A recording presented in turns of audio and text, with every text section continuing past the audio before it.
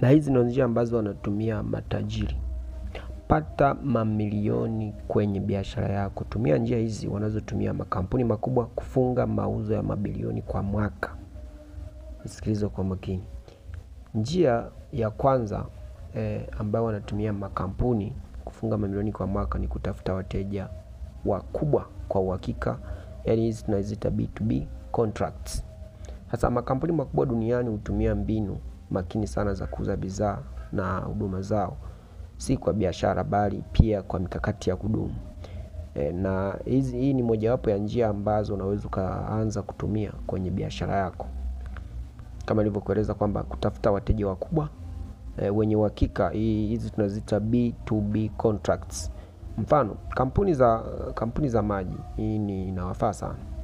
Hawategemei sana watu wa mtaani kununua chupa moja moja. Badala yake wanakazana kupata wateja wakubwa wa uhakika kama vile mahotelini, mahoteli yanayohitaji maelfu ya chupa kila siku, hospitali zinazotaka maji ya wagonjwa kila siku, kampuni za ndege ambazo kila abiria anapewa maji kila safari. Hii inasaidia kuwa na mauzo makubwa wakati mmoja na wakati wote, bila kukimbizana kila siku kutafuta mteja mmoja. Na wewe pia unaweza kutafuta taasisi, makampuni, wateja wa jumla wa mikoani wanaohitaji bidhaa zako kwa wingi na kwa muda mrefu.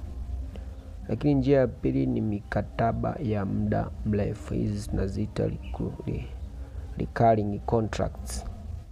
Makampuni haya hujipanga kwa mikataba ya miezi au miaka kadhaa ambapo mteja analipa kila mwezi au kila muda fulani bila kujali bei wala bila kujali zile bei za kila mara. Mfano, kampuni ya usafiri inayosaini mkataba wa miaka miwili au mkataba wa miaka ya kawaida, kwa mfano halmashauri, hoteli au hospitali.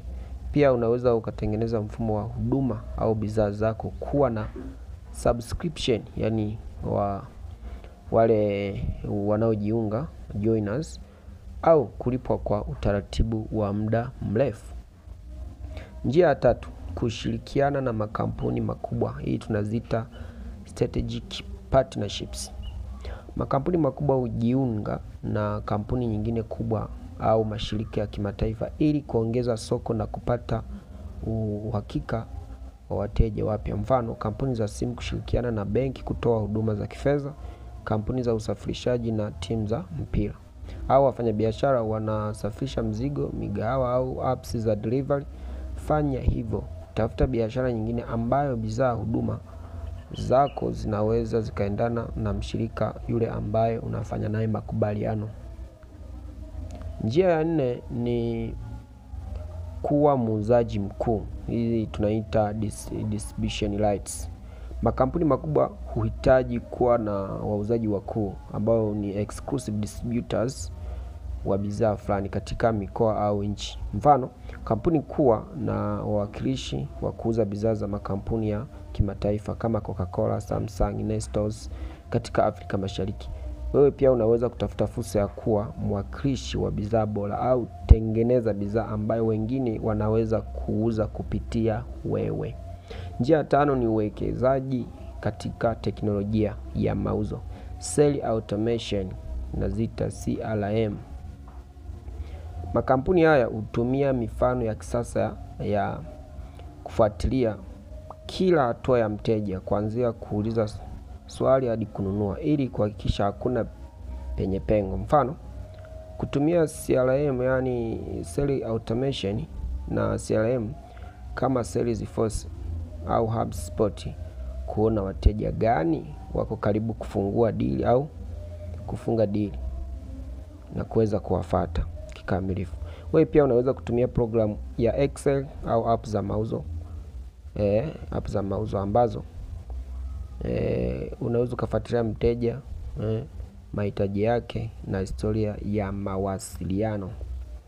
Lakini njia sita ni kujenga brand ya kuaminika. Hii tunaita strong brand positioning. Na njia sita hiyo. Makampuni makubwa mfano huwekeza sana kwenye jina au taswira yao ili mteja tu akiona lile jina anunue bila kuuliza. Mfano, Unapofikiria maji, unafikiria ni jina moja linaloongoza. Au unapofikiria redio, unafikiria ni jina moja linaloongoza. Unapofikiria mafuta, jina moja linakujia kichwani. Unapofikiria simu, jina moja linakujia kichwani. Kuna majina unaamini ambayo yatashajenga taswira za brands. Vipi wewe? Mtu akifikiria biashara unayoifanya atafikiria kuhusu nini? Kwa hiyo unaweza kujenga jina lako kwa uaminifu, ubora, ujumbe unaoeleweka mtandaoni. Kwa mtandaoni tengeneza content yenye dira, tengeneza mtazamo wa muda mrefu kwenye soko ili uweze kuendesha biashara yako vizuri katika dhana ambayo itaeleweka katika taswira ya biashara yako kama makampuni wanayofanya. Kwa hiyo biashara yako inaweza kukua hadi kufikia mauzo ya mabilioni, si kwa kutengeneza tu au kwa kuongeza bidii tu. Maana kila mtu ana bidii, ila kwa kutumia akili ya kimkakati unaweza ukafanya zaidi. Chagua angalau njia 2 kati ya hizi na uanze kuziwekea mkazo au kuziweka kwenye mkakati na kuziweka kwenye mpango wa biashara yako.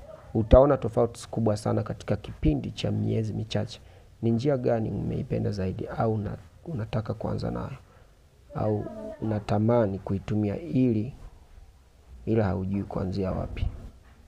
Fuatilia zaidi, subscribe YouTube channel, ni follow kwenye mitandao ya kijamii kama TikTok, Facebook, Instagram.